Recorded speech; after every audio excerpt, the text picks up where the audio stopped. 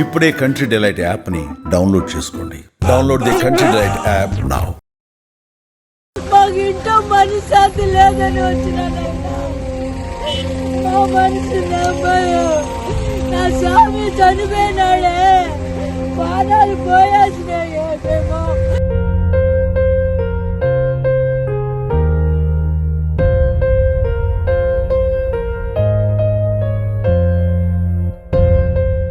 Welcome back to Suman TV. నేను మీ సుప్రసాద్. ఇటీవల కాలంలో రోడ్డు ప్రమాదాలు రోజురోజుకి పెరిగిపోతున్నాయి. తాజాగా ఏపీలోని అల్లూరు జిల్లాలో బస్సు ప్రమాదం చోటు చేసుకుంది.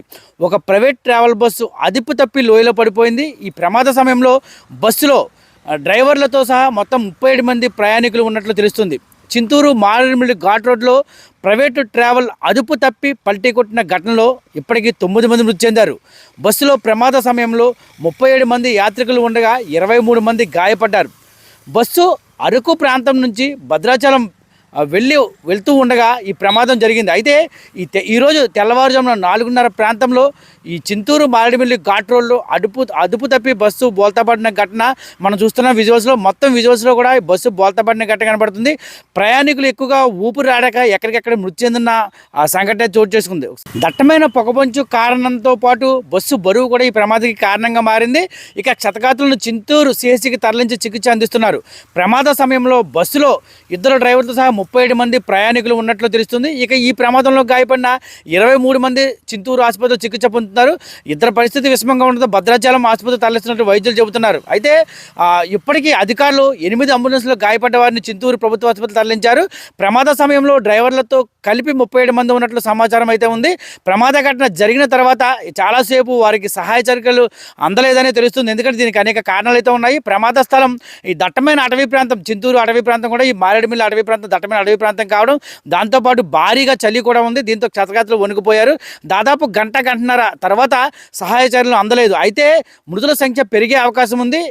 ప్రస్తుతం ఇక్కడ సిగ్నల్ లేని ప్రాంతం కావడంతో 108 అంబులెన్స్లో కూడా సమాచారం ఆలస్యంగా అందింది. ప్రస్తుతం మనమైతే ఈ సంఘటన స్థలంలోనే ఉన్నాము. ఈ చింతూరు మారేడుమిల్లి ఘాట్ రోడ్డు చాలా దట్టమైన ప్రాంతం. ఈ ప్రస్తుతం వీరంతా కూడా చిత్తూరు ప్రాంతానికి చెందిన, తిరుపతి ప్రాంతానికి చెందిన వారుగా ఉన్నారు. ఇందులో ఇద్దరు కూడా బెంగళూరు ప్రాంతానికి చెందిన వారిగా అయితే తెలుస్తుంది.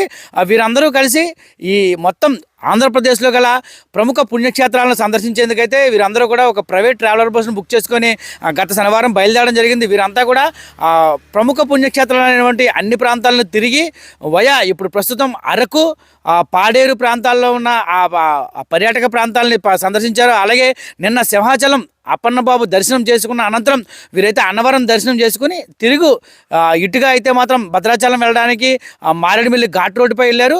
ఈరోజు ఉదయం సరిగ్గా సుమారు 3:30-4 ప్రాంతంలో, అంటే ప్రత్యక్షలో బస్సులో ఉన్న వాళ్ళకి చెప్పిన కథనం ప్రకారం అయితే ప్రమాదానికి 10 నిమిషాల ముందైతే తామంతా కూడా బహిర్భూమికి దిగడం జరిగిందని, దిగి మళ్ళీ అందరం కూడా బస్సు ఎక్కామని, కానీ ఇది జరిగిన 10 నిమిషాల్లోనే ఈ ప్రమాదం అయితే చోటు చేసుకుందని, ఒక్కసారిగా మలుపు రావడంతో డ్రైవర్ అప్రమత్తమయ్యాడా లేదంటే పొగమంచు కారణంగా ఏదైనా జరిగి ఉండొచ్చు, కానీ ఒక్కసారిగా బస్సు లోయలో పడిపోయిందని, ఒకరు పడిపోవడంతో ఊపిరాడక పరిస్థితి నెలకొందని. ఈ నేపథ్యంలోనే 9 మంది మృతి చెందారు. చాలామంది అయితే గాయాల పాలైన పరిస్థితి. అయితే ప్రధానంగా ఈ ఘాట్ రోడ్డుకు, ఈ డ్రైవర్కి ఘాట్ రోడ్డు తెలియకపోవడంతో ఈ ప్రమాదం జరిగింది చెప్తున్నారు. డ్రైవర్ నిర్లక్ష్యం కారణంగానే ఈ ప్రమాదం జరిగిందని ఇప్పటికే చింతూరు సిఐ గోపాలకృష్ణ అయితే మీడియాకు తెలిపిన పరిస్థితి. క్షతగాతులు కూడా ఆ సమయంలో ఏం జరిగిందో కూడా తమకు తెలియదని, మేమందరం కూడా బస్సులో ఉన్నాము, అది తెల్లవారుజాము కావడంతో ఒక్కసారిగా లోయలో పడిన శబ్దం ఏది వినిపించింది. దీంతో ఆహాకారాలు మొదలయ్యని చెప్తారు. ఈ శబ్దాలు విన్న తర్వాతే అటుగా వెళ్ళిన కొంతమంది ప్రయాణికులు, వెహికల్లో ఉన్న వాళ్ళు కూడా గబగబా ఆ ప్రాంతానికి చేరుకున్నారు. చేరుకొని అక్కడ ఉన్న కొంతమంది గాయపడిన వారిని అయితే మాత్రం రోడ్డుపైకి తీసుకొచ్చిన పరిస్థితి. ఎందుకంటే ఈ పరిస్థితి అంతా ఇక్కడ చాలా దారుణంగా ఉంది. ఆర్తనాదాలతో ఈ ప్రాంతం అంతా మారుమోగుతున్న పరిస్థితి. గాయాలు పాలై చలి కావడంతో విపరీతమైన చలి, ఓ పక్క దట్టమైన పొగమంచు. ఈ సమయంలో మరికొద్ది ఒక గంటలో భద్రాచలం చేరుకునే పరిస్థితి. అనంతరం కూడా వీరు శ్రీశైలం వెళ్ళి ఆ తర్వాత శనివారానికి వారు వచ్చిన ప్రాంతానికి తిరిగి చేరే పరిస్థితి నేపథ్యంలో ఈ ప్రమాదం చోటు చేసుకోవడంతో వారైతే చాలా ఆవేదన వ్యక్తం చేస్తున్నారు. ఎందుకంటే 36 మంది, సుమారుగా 37, అంటే అందులో 2 డ్రైవర్లు కాగా 35 మంది ప్రయాణికులు ఎంతో సరదాగా ఈ విహారయాత్రగా అంటూ చేస్తూ అన్ని దేవాలయాలు కూడా సందర్శిస్తూ విహారయాత్రగా ఈ ట్రిప్ జరుగుతుంది అనుకునే సమయంలో ఇది కాస్త విషాద యాత్రగా మారిందని, ఆ విషాద యాత్రలో తమకు కావలసిన వాళ్ళని కోల్పోయామంటూ వారు ఆవేదన వ్యక్తం చేస్తున్నారు. నిజంగా వారి బాధ అయితే వర్ణాతీతం. ప్రస్తుతం ఈ క్షతగాత్రులందరూ కూడా చింతూరు ప్రభుత్వ ఆసుపత్రిలో ఉన్నారు. ఈ వీరిని పరామర్శించేందుకు ఇప్పటికే రంపచోడ నియోజకవర్గ ఎమ్మెల్యే మిర్యాల శిరీష ఏవైతే ప్రాంతానికి చేరుకొని ఆ క్షతగాత్రులను పరామర్శిస్తున్నారు. అదేవిధంగా ఈ మృతదేహాలు ఏదైతే ఉన్నాయో 9 మంది మృతదేహాలు కూడా అదే ఆసుపత్రిలో ఉన్నాయి. పోస్ట్ మార్టం నిమిత్తం కుటుంబీకులకి అందజేస్తామని చెప్పి ఇప్పుడు అధికారులు తెలుపుతున్న పరిస్థితి. మాకు ఇంట్లో మనశ్శాంతి లేదని వచ్చినానైనా మా మనసు నమ్మయ్యా. నా స్వామి చనిపోయినాడే, పానాలు పోయాల్సినాయే మేము.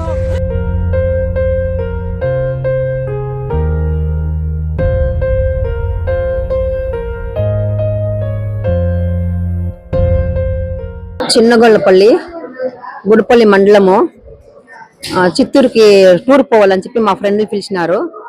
చిత్తూరుకి వచ్చినాము, విజయవాడకి పోయినాము, కోటిపల్లి దేవస్థానానికి పోయినాము. అక్కడంతా గుళ్ళంతా తిరుక్కొని వచ్చినాము.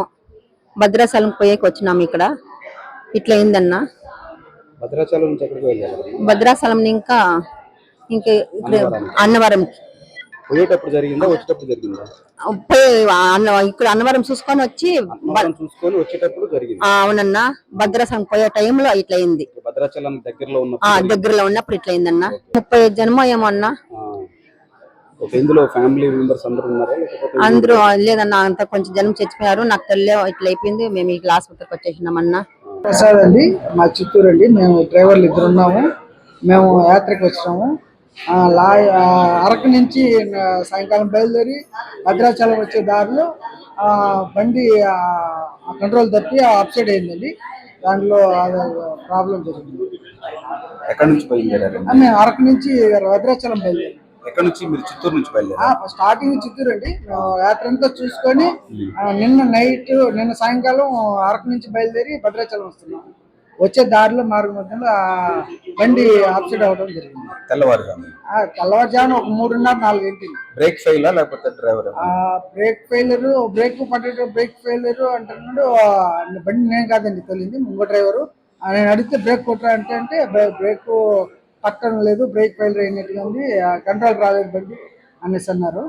అది ఇంకో డ్రైవర్ని అడిగితే తెలుస్తుంది అండి. డ్రైవర్తో పాటు 32 మంది పనిచేరి, 2 వంట మాస్టర్, ఒక ఆర్గనైజర్, ఒక ఆయన, 2 డ్రైవర్లు.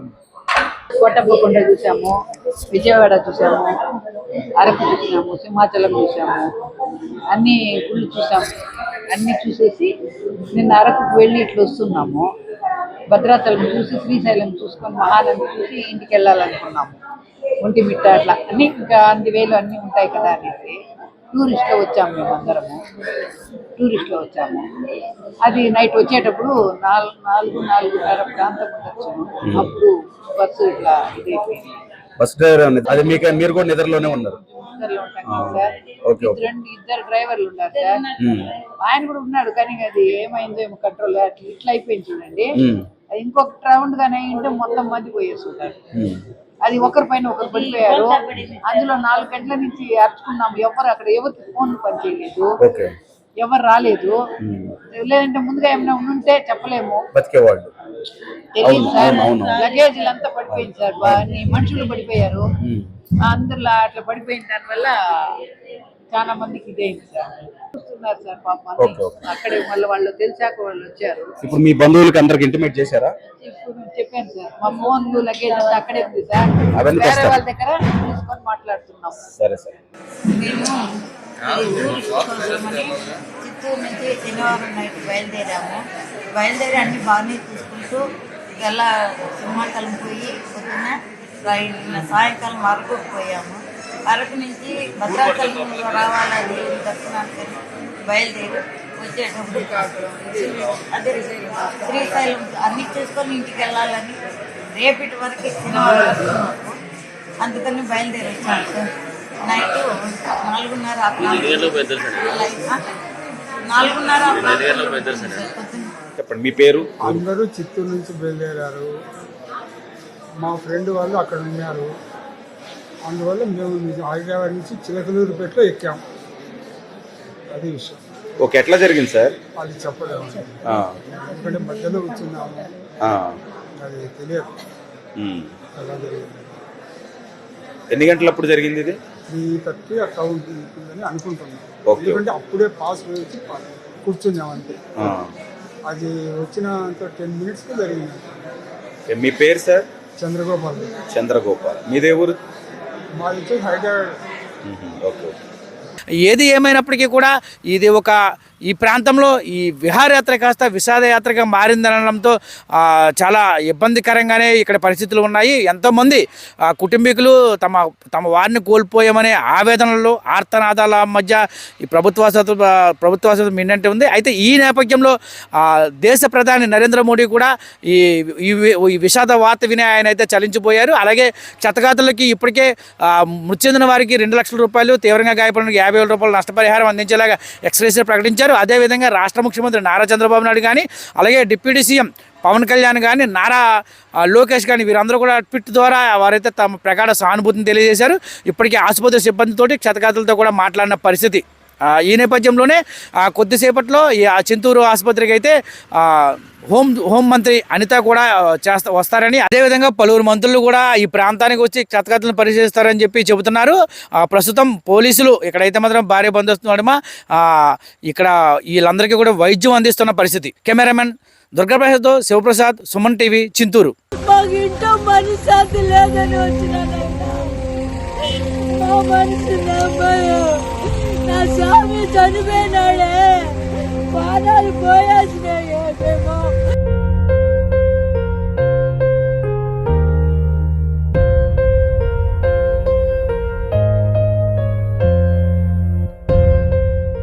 సుమన్ టీవీలో మీ పర్సనల్ అండ్ బిజినెస్ ప్రమోషన్స్ కోసం కింది నెంబర్కి కాంటాక్ట్ చేయండి.